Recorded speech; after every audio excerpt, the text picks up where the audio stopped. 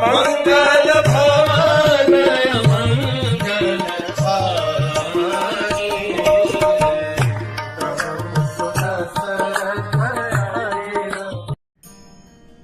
हरे Krishna.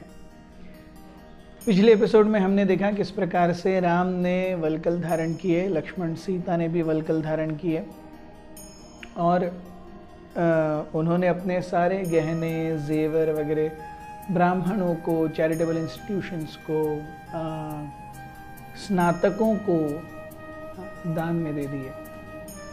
Finally सब कुछ दान देने के बाद राम लक्ष्मण सीता दशरथ महाराज से मिलने के लिए कैकेयी के महल में आए और कैकेयी के महल में अंदर जाने से पहले सुमंत्र, जो राम लक्ष्मण और सीता के आगे चल रहे थे, उन्होंने अंदर जाकर के वर्दी दी कि राम लक्ष्मण और सीता आपसे मिलना चाहते हैं। और हमने देखा था किस प्रकार से दशरथ महाराज ने कहा सारी रानियों को लेकर के आइए। कुछ समय बाद सारी 350 रानियां एकत्रित हुई और सबके सामने दशरथ रो रहे हैं, कराह रहे हैं। राम आए अंदर, ऐसे ही जैसे वो राज्याभिषेक होने के पहले आ रहे थे वैसे ही, उनके चाल चलन बोल ढंग में कोई अंतर नहीं, सेम एलिगेंस। राम आए अंदर और दशरथ ने राम को देखा और पहली बार वो राम को वल्कल धारण किए हुए देख रहे थे, जटाओं में देख रहे थे। That was too much for Dasharath to handle। Dasharath रोने लगे फिर से। दशरथ समझ नहीं पा रहे थे मैं क्या करूं। दशरथ जो गिरे हुए थे जमीन पर, उन्होंने उठने का प्रयास किया, लेकिन राम के पास पहुंचने से पहले ही दशरथ फिर से गिर गए। जैसे ही दशरथ गिरे, राम और लक्ष्मण दोनों आगे जा करके उन्होंने अपने पिता को संभालने का प्रयास किया। उन्होंने एक सोफा के ऊपर उनको बिठाया और कहा कि पिताश्री, हम अब वन जाने के लिए तैयार हैं, कृपया हमें आज्ञा दीजिए। दशरथ जैसे उनके हृदय से कराह पड़े कि राम, मैं तुम्हें आदेश देता हूं, तुम मुझे बंदी बना लो और अयोध्या पर राज्य करो। राम थोड़ी ना मानने वाले थे। राम ने कहा पिताश्री, अब मेरे लिए वनवास ही मेरी अयोध्या है, कृपया आप बिल्कुल चिंता न करें। ये 14 साल तो ऐसे ही निकल जाएंगे, इसके बाद मैं आपकी सारी इच्छाओं की पूर्ति के लिए, आपके चरणों की सेवा के लिए आप ही के पास आ रहा हूं। आप निश्चित रूप से भरत को सामने लाइए, उन्हें राज्य दीजिए, मैं अभी यहां से निकल जाऊंगा। दशरथ कहने लगे, बेटा एक रात तो और रुक जाओ, कल सुबह चले जाना।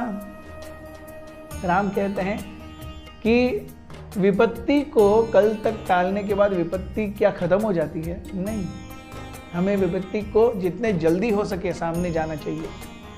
मैं, लक्ष्मण और सीता आज ही निकलेंगे। ये देख करके दशरथ बेहोश हो गए। लेकिन बेहोश होते होते भी कैकेयी दशरथ के दूसरे कान में जा करके बोल रही थी, राम को बोलो जल्दी जाए, ये नाटकबाजी बंद करे। जब दशरथ बेहोश हो गए तो सुमंत्र ने ये सुना। सुमंत्र आग बबूले हो गए। अरे, कैकेयी को अब ये नाटकबाजी लग रही है।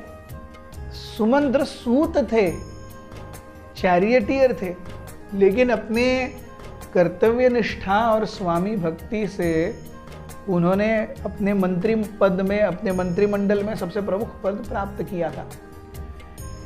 वे इतने क्लोज थे कि वो कैकेयी को डांट सकते थे। वो कहने लगे, मूर्ख स्त्री, क्या तुम ये देख नहीं सकती? अगर तुम अपने बेटों को यहां से बाहर भेजोगी तो तुम्हारा पति मर जाएगा। Same thing that Vashishtha had tried to say, कि अगर राम यहां से बाहर निकलेगा तो दशरथ के शव के ऊपर से ही बाहर निकलेगा। क्या तुम ये नहीं देख सकती? लेकिन कैकेयी के कानों में जू तक नहीं रही। कैकेयी वो सेम। कैकेयी को एड्रेस करके सुमंत्र कहने लगे, हे कैकेयी, कृपया अपनी मां की तरह मत बनो।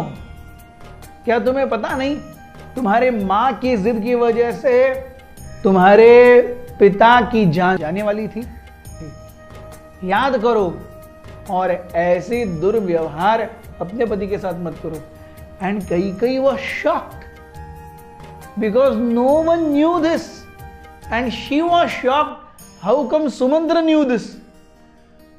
क्योंकि कई के फैमिली में ही ये सीक्रेट किसी को नहीं पता थी कि कई की मां ने क्या किया था और कई के पिता क्यों चले गए थे। सुमंत्र ये कथा स्वयं बताते हैं और वो हम सुनेंगे कल। हमारे साथ बने रहिए। हरे कृष्ण।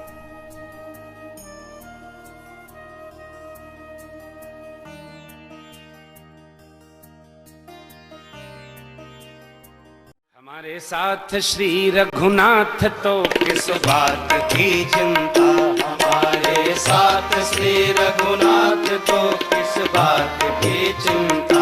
शरण में रख दिया जब माथ तो किस बात की चिंता। शरण में रख दिया जब माथ तो